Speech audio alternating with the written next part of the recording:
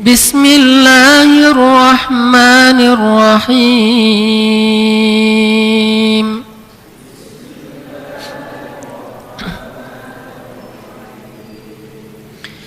Ya ayyuhalladzina amanu lima taquluna ma la taf'alun.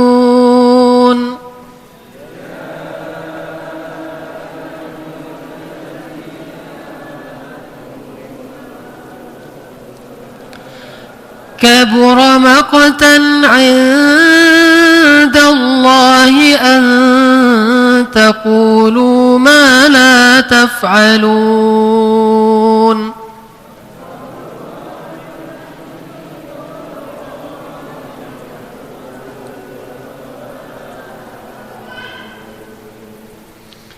Wahai orang-orang yang beriman, mengapa kalian mengatakan apa-apa yang kalian tidak kerjakan? Allah sangat marah jika kalian mengatakan apa yang tidak kalian kerjakan, atau sesuatu yang paling tidak Allah sukai, yaitu mengatakan apa yang tidak kalian kerjakan. Shadaqallahul azim. Bapak Ibu ikhwati fillah, banyak di antara kita berpikir bahwa maksud dari ayat ini adalah tidak boleh kita menyampaikan suatu kebaikan dan kebenaran yang tidak atau yang belum kita amalkan. Ini adalah pemahaman yang sebetulnya bukan di sini ayatnya. Hampir bisa dibilang pemahaman yang keliru. Kalaupun tidak keliru, tidak tepat ayatnya. Tetapi itulah kenyataan yang sering kita pahami selama ini. Sehingga dengan ayat ini, seseorang berkata, saya tidak mau menyampaikan, saya tidak mau mengajarkan ilmu, karena saya takut, soalnya kata Allah, kabura maqtan 'indallah an taqulu ma la taf'alun. Allah sangat marah kepada orang yang mengucapkan sesuatu yang dia tidak kerjakan. Sehingga dengan pemahaman itu akhirnya kita meninggalkan satu perintah Allah Subhanahu wa taala yang hukumnya wajib, yaitu mengajarkan ilmu atau menyampaikan suatu kebenaran yang kita tahu. Padahal hukumnya menyembunyikan kebenaran yang kita tahu itu haram. Wala taktumul haq. Janganlah kalian menyembunyikan kebenaran. Tapi gara-gara pemahaman tadi, banyak orang kemudian mengatakan, saya tidak mau menjadi guru, saya tidak mau mengajar, saya tidak mau menasihati, saya tidak mau memberitahu, saya tidak mau berdakwah, karena saya merasa saya belum punya amal yang baik. Ini adalah wasawisus syaitan. Ini waswasa dari syaitan agar kita tidak mau berdakwah. Kalau kita membahas hal tersebut tanpa mengaitkan dengan ayat ini, maka seharusnya yang paling bijak itu bukan tidak mau berdakwah gara-gara belum beramal.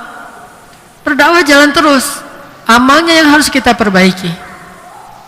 Seperti analogi orang yang sepedanya kempes ban belakang. Wajar nggak kalau dia lihat ban belakang kempes terus sekalian aja dengan ban-ban depan dikempesin? Enggak. Jangan gara-gara ada satu kelemahan lalu kita melemahkan yang lain. Gara-gara ban belakangnya kempes, sekalian aja ban depannya dikempesin sehingga sekalian aja sepedanya nggak bisa jalan. Itu salah. Harusnya ketika ban belakang kempes, maka ban belakang ini yang ditambal, ban depan udah jalan aja terus, dia bisa berputar dengan normal. Tinggal ban belakangnya yang ditambal, diperbaiki. Ketika kita punya kelemahan, jangan sampai kelemahan kita itu menjadikan kita terhalang dari kebaikan-kebaikan di sisi yang lain. Sama seperti ini, ketika kita merasa amal saya masih kurang, saya belum soleh, saya belum bisa melakukan apa yang saya sampaikan, maka dari itu saya tidak mau menyampaikan, lebih baik saya diam-diam saja. Kata para ulama, orang ini sebetulnya tidak punya niat untuk memperbaiki diri. Sebetulnya orang ini tidak punya niat untuk jadi lebih baik, sehingga terus-menerus dia akan menggunakan alasan yang sama, sehingga dia tidak pernah beramal soleh. Makanya yang terbaik itu, kalau kita merasa apa yang kita sampaikan itu belum bisa kita amalkan, maka kita berusaha untuk beramal. Tapi tidak dilarang menyampaikan sesuatu kebaikan yang kita belum mengerjakannya, itu nggak dilarang. Dan itu nggak ada hubungannya dengan ayat tadi. Ayat tadi lain lagi, nanti akan kita bedah apa maksudnya. Cuma belum sempurna kita jika kita bisa mengajak orang lain tapi diri kita sendiri belum melakukannya. Cuma tidak dilarang kita mengajarkan satu kebaikan kepada orang lain yang kita belum mengerjakannya. Ada hal-hal yang kita boleh mengajarkan kebaikan kepada orang dan kita tidak mengerjakannya, itu boleh. Ada kadang kondisinya kayak gitu. Kapan itu? Seperti apa contohnya? Misalnya ada seorang ustadz seperti Syekh Yazin. Udah nikah belum? Belum. Boleh nggak Syekh Yazin mengajarkan tentang materi pernikahan? Ngajarin ke orang pernikahan itu begini, akad itu begini, ta'aruf itu begini, kemudian kewajiban suami itu begini, kewajiban istri itu begini. Padahal beliau belum nikah, boleh nggak? Boleh. Tapi beliau belum mengamalkan, tidak masalah, karena beliau mungkin belum ketemu jodoh yang tepat, mungkin belum waktunya dan sebagainya. Jadi tidak seutuhnya kaidah ini diberlakukan untuk segala hal. Inilah pemahaman yang sempit dari pemahaman kita selama ini. Terus juga ada seorang ustadz, beliau tidak terlalu kaya sehingga tidak punya kemampuan untuk berhaji. Boleh nggak beliau mengajarkan manasik haji? Boleh, beliau tahu fikihnya. Beliau baca ayat-ayat dan hadis-hadis tentang manasik haji, kemudian beliau ajarkan kepada jamaah yang mau berhaji. Terus jamaahnya tanya, "Ustaz, udah haji belum?" "Belum." Terus nanti kalau masalah yang kontemporer, masalah realitas yang terjadi di tanah suci, nanti yang nyampein orang travel di sana tuh, nanti kita akan nginap di sini. Ditanya sama Ustaz, "Ustaz tahu nggak itu daerah mana?" "Nggak tahu, orang saya belum pernah ke sana." Tapi beliau boleh ngajarin manasik haji walaupun beliau belum pernah haji. Jadi tidak selalu dilarang kita menyampaikan satu kebaikan yang belum kita kerjakan. Lihat dulu kebaikan apa nih. Kalau kebaikannya tentang sunnah, maka tidak masalah kita menyampaikan walaupun kita belum mengerjakan. Tetapi alangkah lebih baiknya kita pun mengerjakan. Alangkah lebih baiknya, namanya juga sunnah. Kadang-kadang kita selain menghujat orang lain, kadang-kadang berputus asa untuk diri kita sendiri. Menghujat orang lain dengan mengatakan, dia mah ngomong doang, dia juga nggak kayak gitu. Atau berputus asa untuk diri kita sendiri dengan mengatakan, saya mah belum bisa mengamalkan, jadi lebih baik saya nggak usah ajarkan kebenaran. Misalnya seseorang menyampaikan tentang keutamaan tahajud. Dawamkan tahajud, siapa yang bisa tahajud 40 hari? Ternyata dia sendiri juga nggak gitu-gitu amat. Sesekali tahajud, seringnya nggak tahajud. Apakah dia berdosa karena itu? Nggak dosa. Malah dia dapat pahala karena dia sudah mandalla ala khair, walaupun dia belum mansanna sunnatan hasanah. Kan ada dua hadis nih. Ada hadis siapa yang menunjukkan kebaikan, yang satu lagi siapa yang mencontohkan kebaikan. Dua model hadis. Kalau siapa yang menunjukkan kebaikan, mandalla ala khair. Kalau siapa yang mencontohkan kebaikan, mansanna sunnatan hasanah. Ini dua-duanya boleh. Sehingga nanti ada sebuah hadis yang kemudian dijelaskan oleh Imam Ibnul Qayyim Al-Jauziyah dalam kitab I'lamul Muwaqqi'in.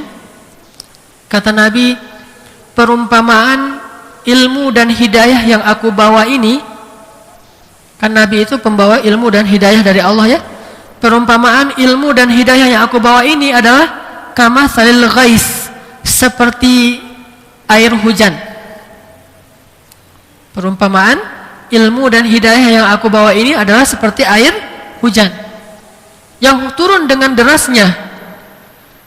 Di antara air itu ada yang turun ke dalam ke sebuah tanah yang kemudian tanah itu menyerap air itu lalu menumbuhkan tanaman-tanaman. Tapi ada juga air itu yang turun ke atas tanah yang kemudian menampung air itu sehingga diambil oleh para penggembala untuk menggembalakan ternak dan menyiram tanaman atau untuk diminum. Kemudian ada lagi tanah ketika air hujan itu turun, tanah itu tanah yang licin, qi'an, tanah yang licin dan sangat keras seperti batu, sehingga ketika air itu turun maka dia akan mengalir ke tempat yang lain, dia tidak dapat apa-apa. Kata Imam Ibnu Qayyim Al-Jauziyah, dua tanah yang pertama itu adalah baik, mahmud. Yang ketiga itu baru yang mazmum, yang tidak baik. Dua yang pertama itu baik. Apa maksud dua yang pertama? Jadi ada tiga tipe manusia dalam menerima ilmu dari Nabi dan para ulama. Ada yang dia menyerap untuk dirinya sendiri, kemudian bermanfaat untuk orang lain, yaitu yang mengamalkan dan mengajarkan. Dia serap ilmu, lalu dia tumbuhkan tanaman-tanaman. Itu berarti dia mengamalkan sendiri dan mengajarkan kepada orang lain, dan itu yang paling baik. Tanah yang kedua, dia tidak menyerap tetapi dia tampung, karena tanahnya itu lengkungan gitu, ada tempat-tempat seperti wadah sehingga air itu ditampung oleh dia, seperti sumur, seperti kolam, seperti telaga, seperti danau, sampai seperti sungai. Dia menampung air, kemudian orang akan mengambil manfaat dari air itu dengan cara minum, untuk ternak, untuk tumbuh-tumbuhan. Maka ini perumpamaan orang yang mendapatkan ilmu, dia ajarkan untuk orang lain walaupun dia belum mengamalkannya, dan itu baik. Yang nggak baik itu dia nggak ngamalin, orang lain nggak diajarin, dia cuma tahu aja tuh ilmu, dia sendiri nggak mengamalkan, orang lain juga nggak diajarin, dia menyembunyikan ilmu. Inilah ahlul kitab, inilah ulama-ulamanya Yahudi atau Bani Israel di masa dulu. Mereka menyembunyikan ilmu sampai Allah mengatakan wala taktumul haqq, janganlah kalian menyembunyikan kebenaran. Makanya pemahaman orang selama ini, kenapa kamu nggak nasihatin dia? Saya mah nggak mau nasihatin orang, saya juga belum benar, gitu kan? Terus mau nunggu sampai kapan biar kita bisa menasihati orang lain? Harusnya nasihat aja, memperbaiki diri juga memperbaiki terus. Kayak ibarat tadi dua roda sepeda, yang udah baik ya udah jalan aja terus, biarin, jangan dibocorin. Yang lagi bocor ditambal, itu yang paling bijak. Itulah i'tidal, ummatan wasatan, itulah pertengahan yang paling bijak.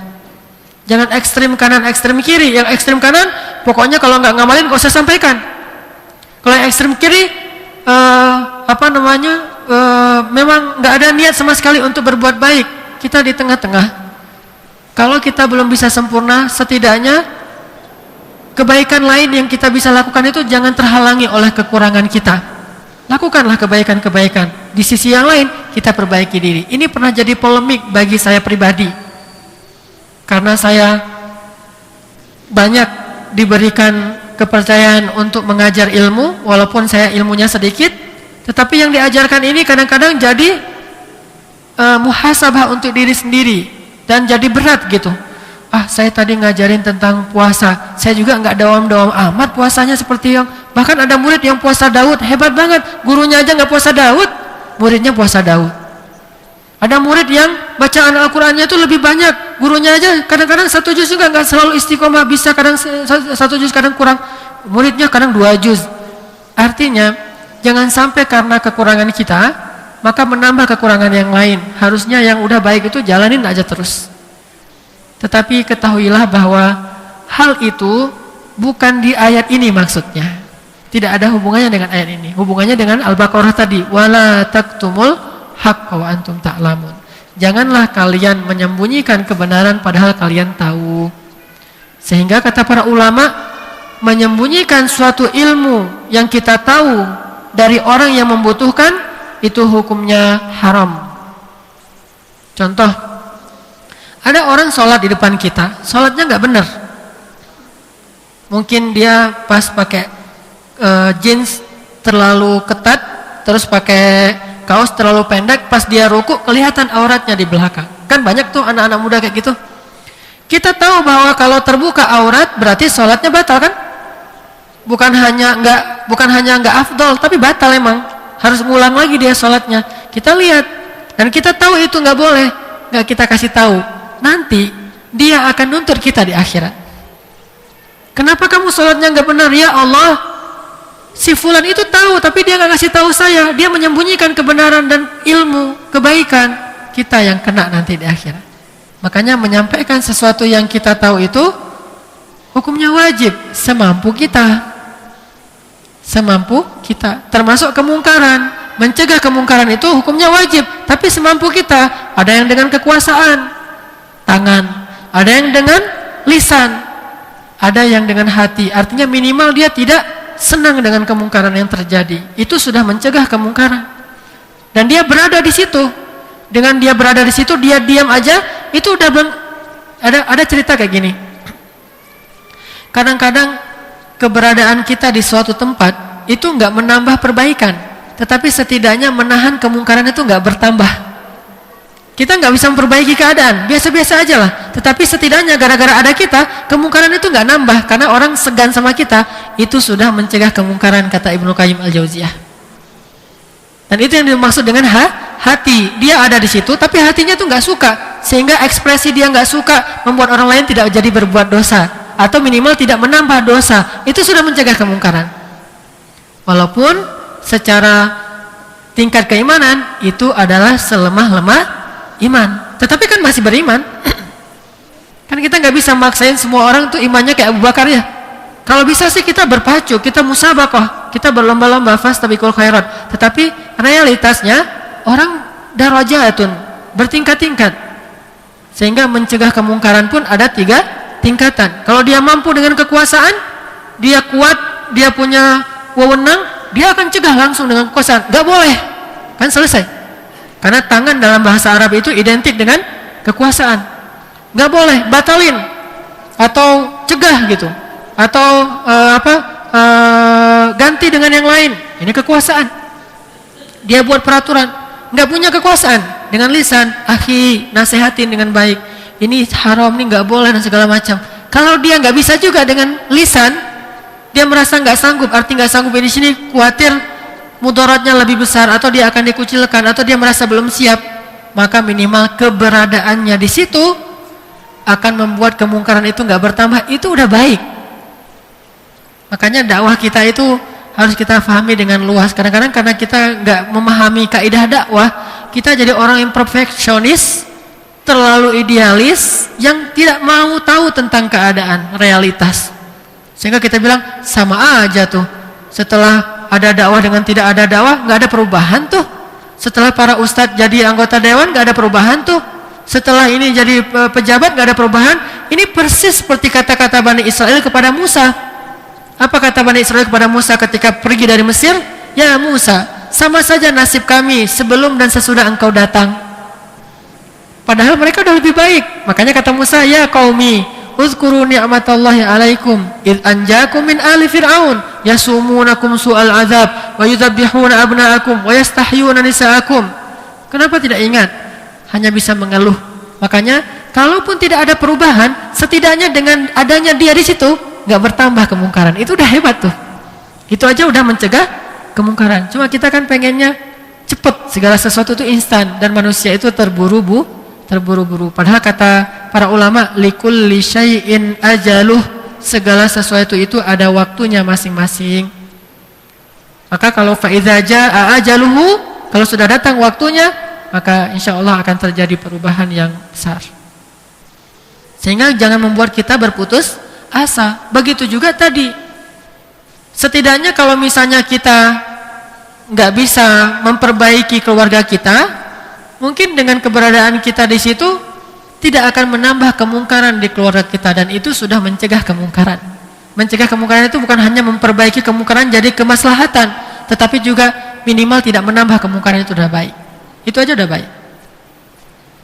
Saya dulu pernah tinggal di Dewi Sartika. Di situ ada Gang Sarbini. Gantinya Saritem kan? Orang tutup Saritem pindah ke Sarbini di daerah Dewi Sartika. Saya tinggal di situ. Saya kenapa pindah? Karena saya khawatir anak saya mulai tumbuh jadi lebih gede, udah masuk SD, udah ngerti, takut dia berpengaruh, kasihan, akhirnya pindah. Sebelum dia terpengaruh masih anak kecil, masih bayi banget, saya merasa nggak masalah karena anak saya juga belum ngerti. Kalau saya sendiri dan istri kan udah paham, jadi nggak akan ngaruh yang gitu-gituan. Nah, tinggal di situ.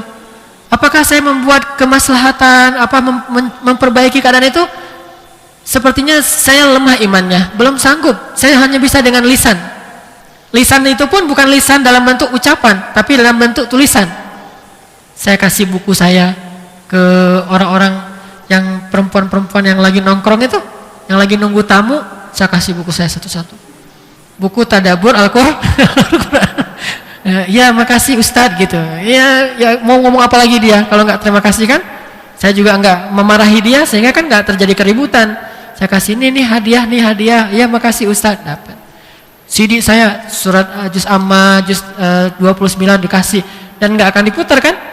Baru segitu kemampuan saya. Tapi saya bidik anak-anak mereka. Karena itu banyak anak-anak kecil di daerah situ. Ngaji di rumah, ajarin sholat, tutup aurat. Yang kalian lihat itu nggak benar. Mereka aja belum tahu. Jadi kalian jangan ikut-ikutan gitu. Setidaknya keberadaan saya di situ bisa ada penyeimbang gitu. Ada penampilan yang gitu-gitu amat, ada yang gini-gini amat gitu kan ya. Gitu-gitu amat gimana maksudnya, yang seksi-seksi, yang pornografi gitu. Ada yang gini-gini amat, pakai jubah, istrinya jilbabnya panjang. Kan minimal ada penyeimbang. Kalaupun nggak bisa memperbaiki langsung. Saya ngobrol sama teman-teman di FPI. Ayo atuh ke Sarbini, saya bilang. Kata orang FPI, nggak bisa Ustadz kalau Sarbini. Kenapa? Karena yang ngedukung itu masyarakatnya. Kalau kita datang nanti kita bentrok bukan dengan preman, bukan dengan aparat, tapi dengan masyarakat. Jadi kita belum bisa kalau ke Sarbini. Pemerintah juga susah menutup karena didemo oleh masyarakat. Kalau bisa seperti Doli itu hebat dan itu subhanallah. Gitu. Artinya ada yang bisa, ada yang bertahap segala macam. Nah, ini intinya minimal keberadaan kita di situ tidak menambah kemungkaran aja itu sudah disebut mencegah kemungkaran. Tanha anil mungkar. Tapi kan itu selemah-lemah iman. Kadang kita selemah-lemah iman, kadang-kadang kita pertengahan bisa ngomong gitu. Kadang-kadang lagi semangat bisa ngomong tuh, nasihatin. Makanya kalau kita sama sekali tidak peduli, terserah itu nggak ada yang kita lakukan sedikit pun, walaupun minimal dengan berada di situ, maka berarti kita berdosa. Nanti mereka semua itu akan menuntut kita dan menuduh kita menyembunyikan ilmu, kebenaran dan kebaikan. Jadi jangan sampai pemahaman tadi itu merasuki pemahaman kita lalu kita mengatakan menjustifikasi saya tidak mau menasihati karena saya juga belum benar. Nah, ini akhirnya tidak terjadi dakwah. Tidak ada lagi watawasau bil haq, watawasau bis shawab karena semua orang berpikir saya juga belum benar. Harusnya saya belum benar ya benerin atuh. Yang ini jalanin aja terus. Roda depan ini jalanin aja, roda belakang yang diperbaiki. Jangan gara-gara roda belakang belum benar, akhirnya roda depannya sekalian aja dihancurin. Ini orang yang nggak bijak. Oke, balik kepada ayat ini. Terus apa maksud ayat ini kalau bukan yang seperti tadi? Padahal selama ini kita memahaminya seperti tadi. Janganlah kalian mengatakan apa yang kalian tidak lakukan. Artinya jangan ngomong kalau kamu tidak beramal. Bukan itu maksudnya. Lihat dulu asbabun nuzul. Karena salah satu media atau syarat untuk bisa memahami ayat secara spesifik adalah memahami konteks atau asbabun nuzul. Walaupun ada kaidah al-ibratu bi umumil lafz la bi khususis sabab. Memang ada kaidah sesuatu itu tidak dilihat dari sebabnya tapi dilihat dari lafalnya. Tetapi asbabun nuzul tetap aja penting. Para ulama mengatakan itu syarat seorang mengajar tafsir itu mengerti asbabun nuzul selain nasikh, mansukh dan seterusnya. Sehingga dia bisa memahami ayat itu persis seperti yang difahami oleh pelaku-pelaku sejarah yaitu Nabi dan para sahabat pada masa itu. Apa asbabun nuzulnya? Kalau kita baca di dalam tafsir salah satunya Ibnu Katsir yang paling populer misalnya dan beberapa tafsir yang lain juga sama sebetulnya. Tidak ada satupun asbabun nuzul ada seorang laki-laki dia nasihatin orang lain, dia nggak ngamalin, terus turun ayat ini, nggak ada asbabun nuzul itu. Berarti bukan itu maksudnya. Justru asbabun nuzul pertama, ada seorang laki-laki bilang gini, kalau ada amal yang paling Allah suka, saya pasti akan melakukannya. Dia bilang di depan Nabi, ya Rasulullah, Kalau saya tahu apa amal yang paling Allah suka, saya pasti akan melakukannya. Turun ayat keempat. Allah suka jika kalian berjihad dalam satu shaf. Ayat keempat. Jadi ayat keempat dulu yang turun. Walaupun urutannya kebalik. Ayat 2, 3, 4. Padahal yang lebih duluan turun ayat keempat. Tapi susunannya juga kan supaya bisa difahami secara berurutan. Tapi kalau kejadiannya nggak gitu. Sama kayak surat pertama turun, justru surat 96 ya, kalau nggak salah. Allah itu 96 justru yang pertama. Sedangkan Al-Fatihah itu yang kedua, tapi yang Al-Fatihah yang di awal. Nah, ini nggak masalah, urutan itu Allah yang menetapkan. Intinya turun ayat keempat. Allah suka jika kalian berjihad dalam satu barisan seperti bangunan yang kokoh. Pas udah turun ayat perintah berjihad, dia nggak mau berjihad. Turun lagi ayat 2. Wahai orang yang beriman, kenapa kamu mengatakan sesuatu yang kamu tidak kerjakan? Allah marah jika kamu mengatakan sesuatu yang kamu tidak kerjakan. Itu asbabun nuzul pertama. Apa pelajarannya bagi kita? Banyak orang yang kalau lagi pengen panas, oh Islam tuh dihujat, ayo kita perangi, ayo kita samperin, ayo kita demo, ayo kita jihad segala macam.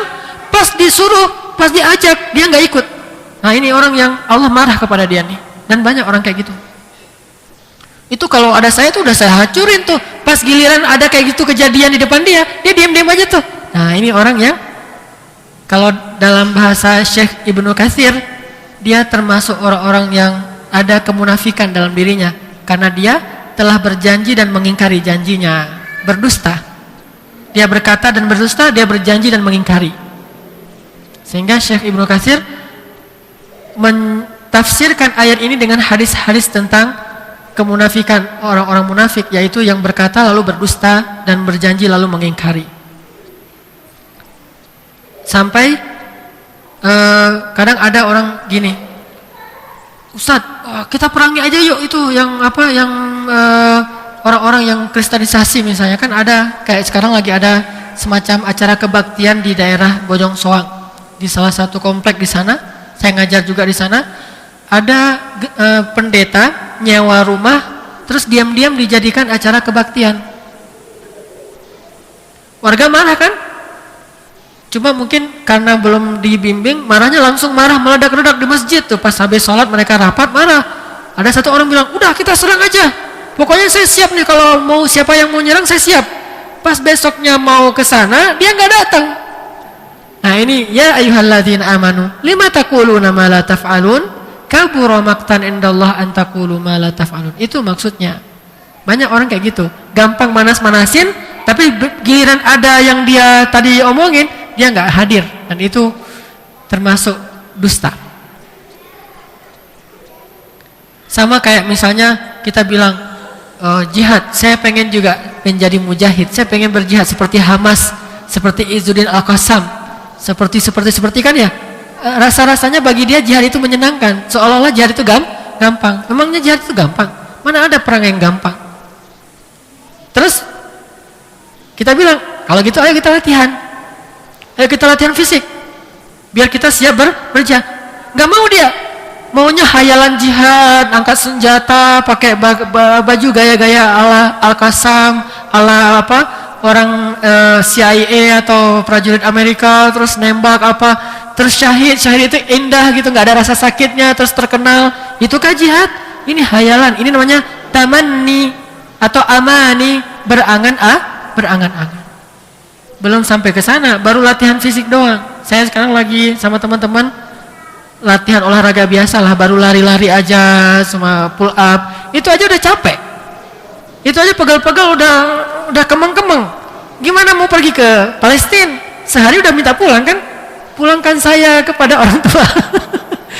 Artinya kadang ada orang yang kalau ngomong jihad itu semangat banget, dengerin ta'lim tentang jihad itu semangat banget. Pas disuruh latihan nggak mau. Ya ayyuhalladzina amanu, lima taquluna ma la taf'alun? Kenapa kamu ucapkan sesuatu yang kamu tidak kerjakan? Sama juga gitu, Ustadz, kita pengen belajar bahasa Arab, Ustadz. Kan banyak gitu. Pengen banget bisa ngomong bahasa Arab, bisa paham Quran, bisa paham hadis, bisa dengar ceramah bahasa Arab gitu kan ya. Gimana kalau kita buat taklim bahasa Arab, Ustadz? Ayo, Ustadznya kan siap-siap aja. Ayo kita buat, berapa yang siap?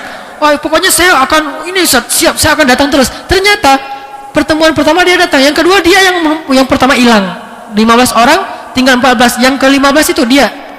Yang pertama banget hilang. Ya ayyuhalladzina amanu lima taquluna ma la taf'alun.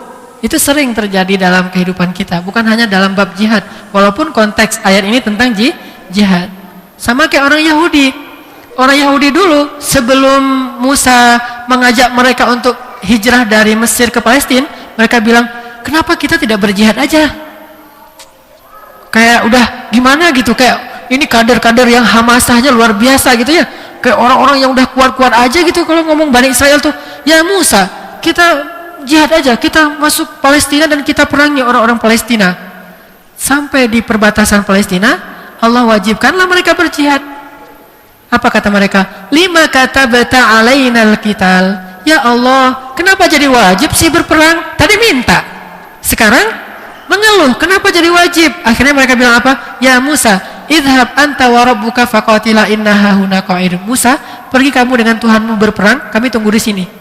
Kalau kamu menang, nanti kami masuk. Kalau kamu kalah, kami balik lagi ke Mesir. Ini namanya Yahudi banget.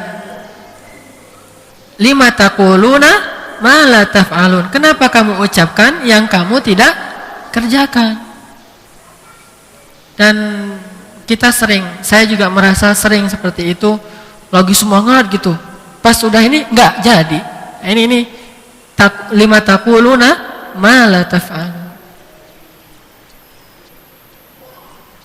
Apalagi contoh kasus yang lain? Kalau pemahamannya seperti ini baru satu asbabun nuzul. Ada beberapa asbabun nuzul. Salah satunya ini ya. Sehingga kalau kita ambil pelajarannya, janganlah kita ketika lagi bersemangat itu kita banyak berjanji, tapi pas nanti Allah meminta menunaikan janji itu, kita malah mengingkarinya, sehingga kita tergolong orang-orang munafik. Makanya apa yang sudah kita ucapkan, yang kita janjikan, itu harus jadi komitmen kita, ya kita lakukan. Tapi banyak orang yang tidak punya, mungkin lebih tepatnya ayat ini ayat komitmen. Ayat komitmen dengan ucapan dan janji. Kalau dia sudah berjanji, maka dia tunaikan. Sama kayak misalnya kita mau buat ini nih, mau buat program tahfiz. Nah ini juga banyak nih. Siapa yang mau ikut ngafal Quran, bebas, ayatnya bebas, terserah dia mau surat apa aja. Tapi store setiap minggu, mau 1 ayat, mau 2 ayat, pokoknya wajib store. Terserah dia berapa dan yang surat apa. Nanti bisa store ke Syekh Yazid misalnya. Oh iya ya, mau Ustaz, bagus tuh programnya, bagus kan, semangat semua tuh. Dibuatlah programnya, minggu depan yang datang cuma 1-2 orang. Terus yang lain, yang tadi semangat tuh kemana? Lima taquluna ma la taf'alun. Kenapa kamu mengatakan yang kamu tidak kerjakan? Dan Allah itu marah kalau kamu mengatakan yang tidak kamu kerjakan. Di masjid juga gitu, suka ada program. Gimana kalau tahun ini kita buat acara mungkin tabligh akbar gitu. Semangat, ngundang siapa? Ngundang Ustadz Arifin Ilham misalnya. Oh oke, bagus tuh. Segala macam ya. Ternyata ntar yang jadi panitia cuma 1-2 orang, yang lain itu cuma ayo ya tepuk tangan, semangat aja, tapi dia nggak terlibat, padahal dia tadi yang paling bersemangat. Nah ini lima taquluna ma la taf'alun. Kita buat program apa di masjid gitu, tapi ternyata nggak ada yang ngejalanin. Nah ini menunjukkan bahwa kita masih lebih sering mengucapkan sesuatu yang nggak komit, nggak sesuai dengan ucapan kita. Malah kita mengingkari yang sudah kita janjikan dan yang kita udah komitmen bersama gitu. Makanya Rasulullah SAW itu mengajarkan sahabat itu untuk selalu komitmen dengan janji-janji mereka sejak mereka masih kecil. Ini saya bacakan sebuah hadis tentang bagaimana Nabi mengajarkan komitmen kepada sahabat sejak mereka masih kecil.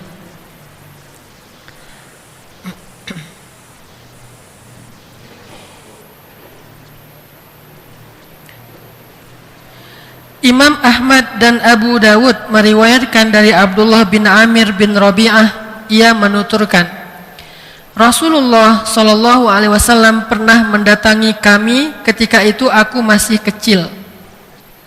Siapa yang aku itu? Abdullah bin Amir. Jadi Abdullah bin Amir masih kecil sama teman-temannya gitu. Katanya Rasulullah pernah mendatangi kami, waktu itu aku masih kecil. Kemudian aku pergi untuk bermain. Maka ibuku berkata kepadaku, "Wahai Abdullah, kemarilah, aku akan memberimu sesuatu." Maka Rasulullah berkata kepada ibunya, "Apa yang hendak engkau berikan kepadanya?" "Kurma," kata ibunya. Lalu beliau bersabda, "Tahukah engkau, jika engkau tidak melakukannya, maka telah ditetapkan bagimu dusta." Tahu maksudnya? Kan banyak ibu-ibu itu ngejanjiin kepada anak-anaknya untuk supaya anak-anaknya tuh mau nurut. Itu kan sering banget gaya yang paling klasik dan paling jitu tuh ya. Udah sini bohongin bahasanya, ngebohongin anak. Sini ntar kalau kamu pokoknya kalau kamu diam ntar aku beliin ini. Kalau kamu diam ntar mama beliin itu dan segala macam. Tapi dia nggak ada niat. Itu masuk ayat ini, dusta. Lima taquluna ma la taf'alun, kabura maqtan 'indallahi an taqulu ma la taf'alun. Makanya komitmen. Makanya saya kalau ngejanjiin sesuatu ke anak-anak itu harus hati-hati. Kalau nggak ditagih nanti. Kemarin kata bapak mau dibeliin itu sepatu roda kalau hafal 1 juz. Oh iya ya, sepatu roda ternyata mahal juga. Akhirnya ya udah deh 2 juz. Bener loh ya, 2 juz ya. Kemarin udah selesai 2 juz, mana sepatu rodanya? Bingung kan? Akhirnya iya ntar kita cari. Nah ini pas baca ayat ini dengan tafsirnya, oh jadi sadar. Akhirnya ya udah ayo kita cari sepatu roda daripada nanti dibilang lima taquluna ma taf'alun wa kabura maqtan indallahi an taqulu ma la taf'alun. Dan itu sering banget. Ini kejadian di antara sahabat Nabi, dan yang meriwayatkan itu siapa? Bukan ibunya, tapi anak kecil. Berarti dia ada dengar dan dia mendapatkan tarbiyah dari Rasulullah lewat ibunya tadi dalam kejadian tadi. Jadi anaknya tuh mungkin lagi senang bermain, ibunya perlu anaknya untuk satu kebutuhan atau mau diajak pulang, tapi anaknya namanya anak-anak kan ya nggak mau gitu kan, nggak enak depan orang lain dimarahin. Akhirnya sini mau dikasih korma dulu, kan nggak ada permen, adanya korma. Ya Abdullah sini mau dikasih sesuatu tuh apa gitu. Pas datang, ayo pokoknya ikut dulu aja pulang, ntar nggak dikasih. Nah ini nih sering kayak gini nih trik orang tua agar mudah menundukkan anak-anaknya sehingga menjanjikan sesuatu yang tidak pernah akan ditunaikan.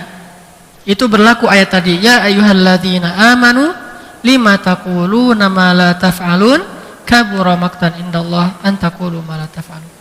Insyaallah nanti ba'da Isya kita lanjutkan asbabun nuzul yang lain dan mengambil pelajarannya. Barakallahu li wa lakum. Ikhwati fillah, Bapak Ibu yang dirahmati Allah Subhanahu wa taala. Jadi pelajaran pertama kita bahwa ayat ini sebetulnya bukan bermaksud untuk mematahkan semangat seseorang dalam berdakwah dengan alasan dia belum mampu mengamalkan. Bukan itu maksud ayat. Karena tidak mungkin ayat ini bermaksud secara negatif yang menghalangi seseorang dari amal soleh, apalagi amal soleh itu dakwah, amal soleh yang sangat besar. Sehingga kalau kita berpikir bahwa saya belum mengamalkan apa yang saya nasihatkan kepada orang lain, maka PR kita adalah belajar mengamalkan. Jangan justru kita meruntuhkan amal soleh, yaitu menasihati orang lain gara-gara alasan belum mengamalkan. Pelajaran pertama.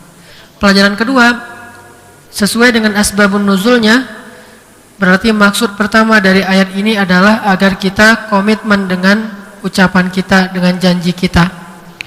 Karena salah satu di antara ciri orang munafik apabila berkata berdusta dan jika berjanji dia mengingkari.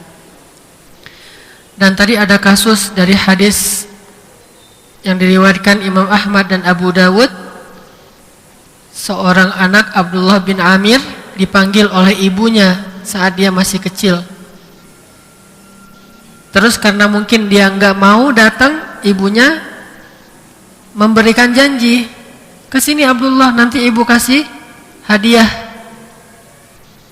Dan Rasulullah punya firasat dengan melihat gelagat dan ekspresi si ibu. Kan kadang-kadang kita tahu ada yang cuma omdo ya, jadi dia tidak ada niat untuk memberikan yang dia janji. Dan Rasulullah ngelihat wajahnya. Terus Rasulullah tanya, memang ibu mau ngasih apa gitu? Mau ngasih korma, kata si ibu. Itu harus beneran dikasih loh ya, karena kalau ibu nggak ngasih berarti ibu berdusta. Ibu telah mengingkari janji, walaupun hal sepele, sebutir korma. Kalau dalam bahasa kita hanya sebutir permen. hanya sepotong kue, hanya 1.000 rupiah. Tetapi ketika kita udah menyatakan itu kepada anak kita, kita harus komitmen dengan ucapan kita. Kalau enggak, kabura maqtan, sangat Allah benci. Allah sangat marah, sangat besar kemarahan Allah jika engkau taqulu ma la taf'alu. Kalau masalah korma aja kabura maqtan, artinya para ulama meletakkan kasus itu di ayat ini, memang bukan asbabun nuzul, tetapi kisah itu oleh ulama yang ahli ilmu meletakkan dalam penjelasan ayat ini. Berarti gimana dengan kasus asbabun nuzul yang asli, di mana sebagian kaum muslimin mengatakan kami pengen banget melakukan amal yang paling Allah suka. Kalau Allah menyuruh zakat, kami pasti mau. Allah suruh berjihad, kita pasti akan berjihad. Turun ayat 4. Innallah yuhibbul ladzina yuqatiluna fi sabilihi saffa ka'annahum bunyanun marsus. Dalam riwayat yang lain disebutkan ini kejadian di perang Uhud.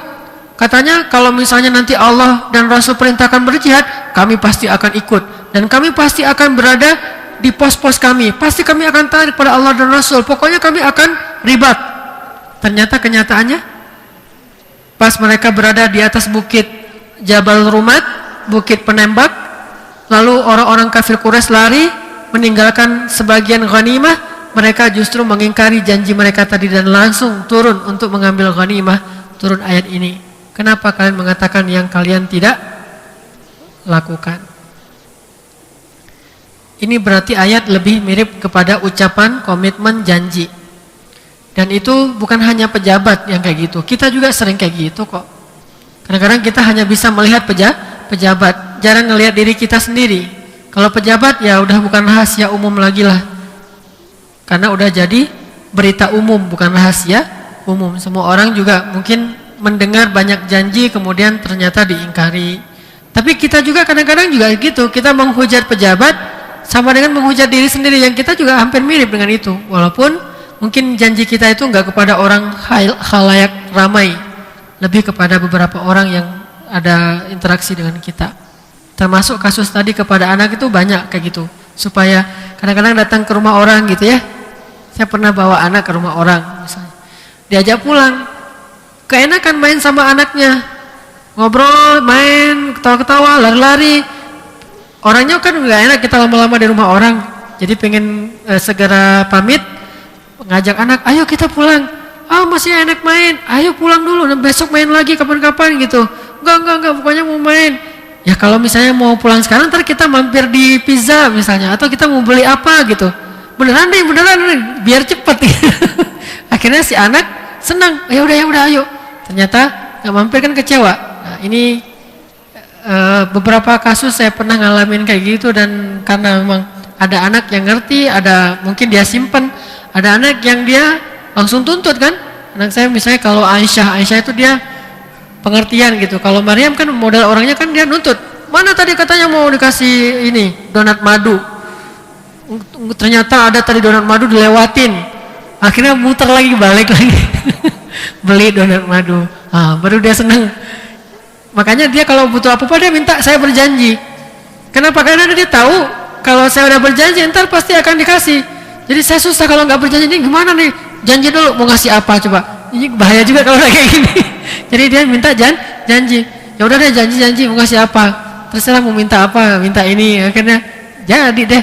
Nah ini artinya kita belajar komitmen dalam ucapan-ucapan kita, apalagi niat untuk berbuat amal baik. Dan semangat di awal itu jangan hilang begitu saja. Jangan semangat di awal doang, jangan panas-panas doang, tapi tiba-tiba jadi dingin. Jadi harus dijaga hamasah. Termasuk juga kadang-kadang kita mau ngadain acara bareng dengan keluarga, sering kita mengecewakan istri kita, atau kadang-kadang kita komitnya dengan Allah langsung dalam membatin. Kan kita suka membatin, kalau nanti saya punya mobil atau kalau saya punya kendaraan, ini saya lebih enak nih ikut pengajian, saya nggak akan absen lagi nih. Hujan-hujan juga gampang, kalau ada kendaraan mah hujan juga lewat gitu. Membatin kan ya. Pas Allah kasih kendaraan, banyak lagi alasannya. Nanti Allah akan tanya tuh, walaupun gak berbunyi, tetapi ada ayatnya yang udah ditanyakan. Kenapa kamu mengucapkan yang tidak kamu kerjakan? Terus ada lagi, kalau rumah saya jauh dari masjid. Coba kalau rumah saya dekat dengan masjid, saya pasti akan rajin ke masjid. 5 waktu dalam sehari kalau rumahnya dekat masjid. Setelah sekian tahun, Allah kasih rezeki, ganti rumah, jual beli yang dekat persis di sebelah masjid. Alasan lagi deh, masjidnya beda mazhab. Nah, ini namanya kabura maqtan, sangat besar kemarahan Allah. Kalau yang masih muda-muda, enak ya kalau udah punya pasangan, kalau udah nikah ntar bisa ikut taklim bareng sama istri. Terus tahajud bareng. Wah, indah-indah banget tuh. Semuanya tahajud bareng, ikut taklim ke masjid bareng, boncengan berdua, udah muhrim, enggak ada yang jadi fitnah lagi. Pas udah nikah, lupa dengan semua itu. Lebih sibuknya apa? Lebih sibuknya dengan dengan urusan sendiri-sendiri, malah ribut aja kerjaannya. Nah, ini berarti kabura maqtan. Kita sering membatin yang baik-baik, tapi itu agak-agak gimana gitu ya, kayak cuma ucapan saja. Jadi enggak sesuai dengan komitmen kita dalam menunaikan ucapan itu.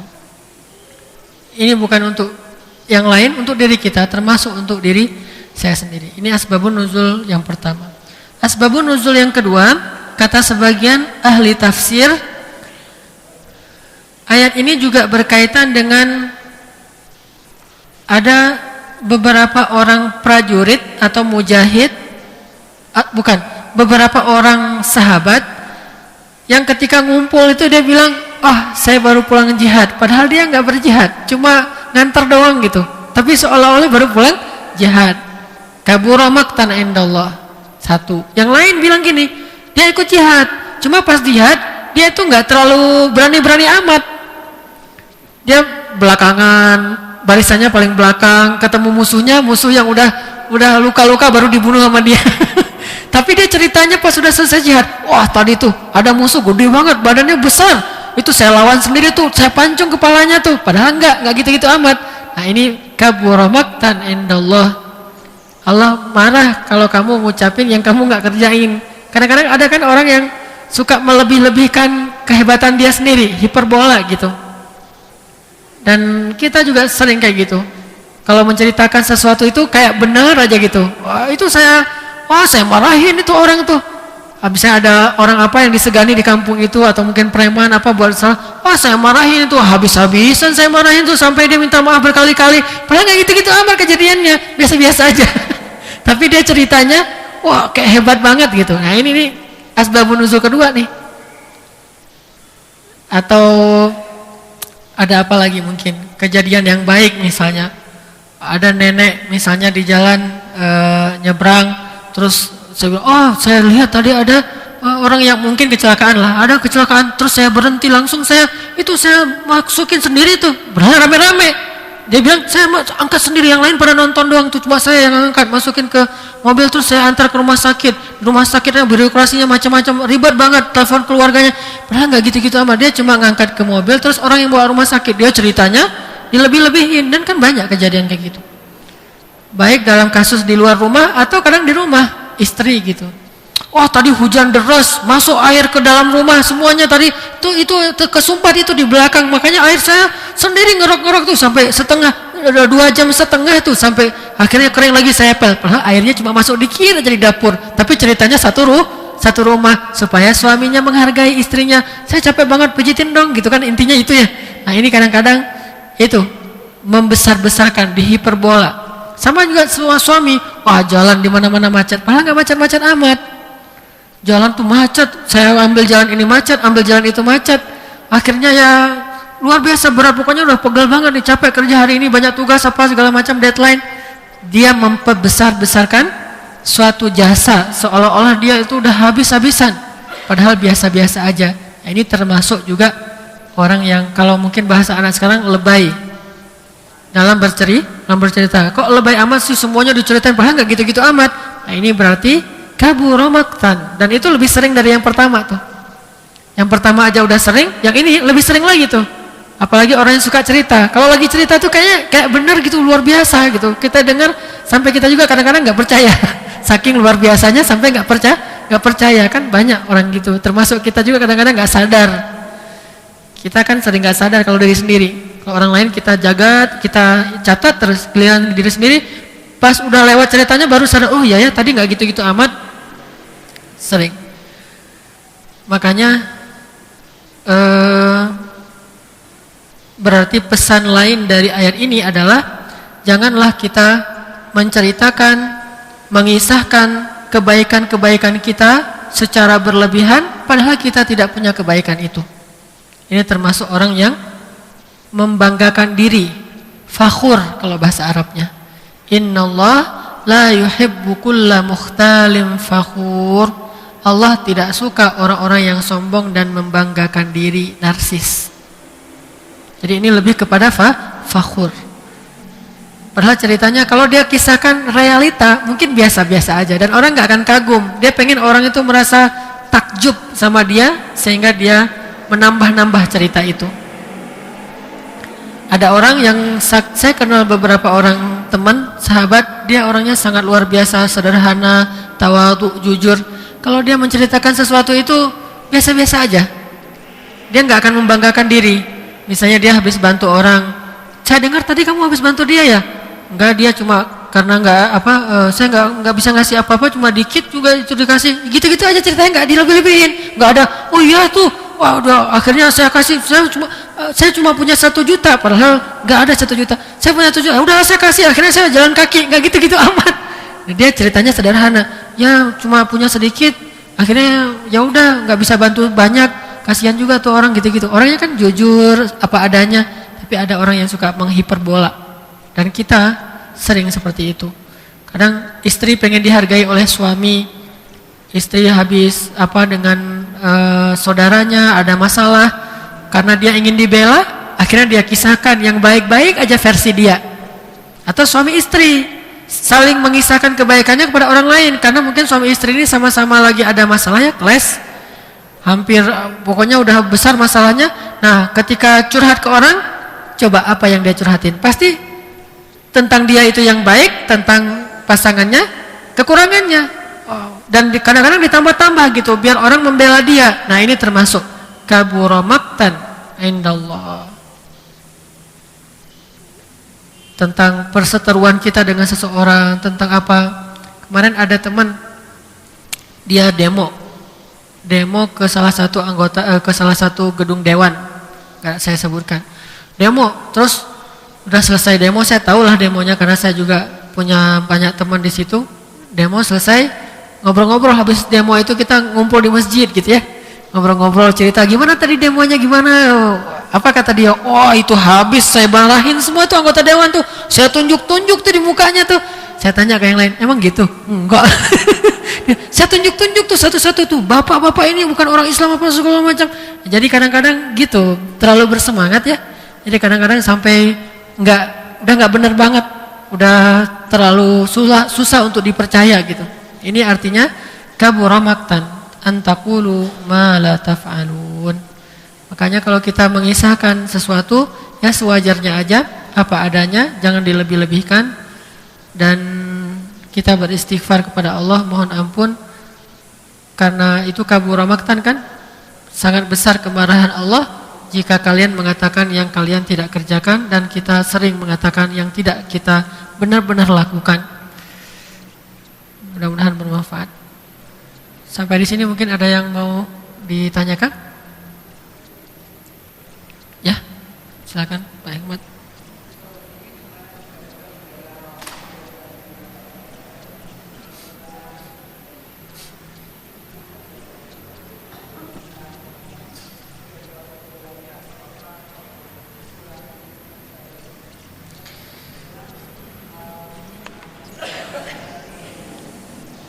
Makanya jangan jadi orang itu kita harus belajar komitmen dengan ucapan kita.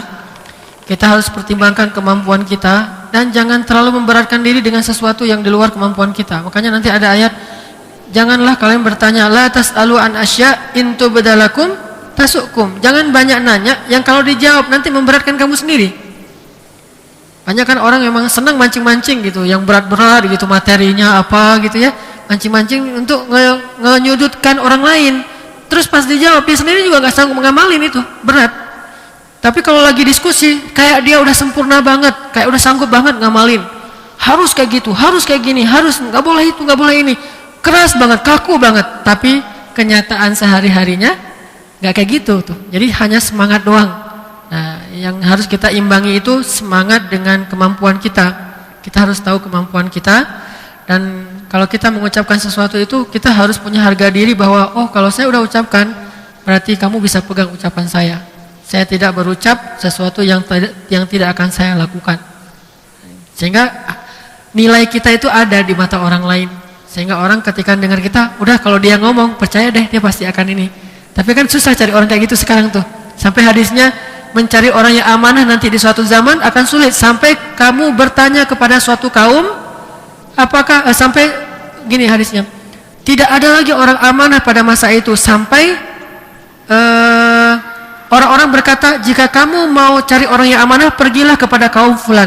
Jadi untuk menemukan orang yang amanah itu harus pergi jauh. Dan di dalam satu kaum cuma ada satu orang.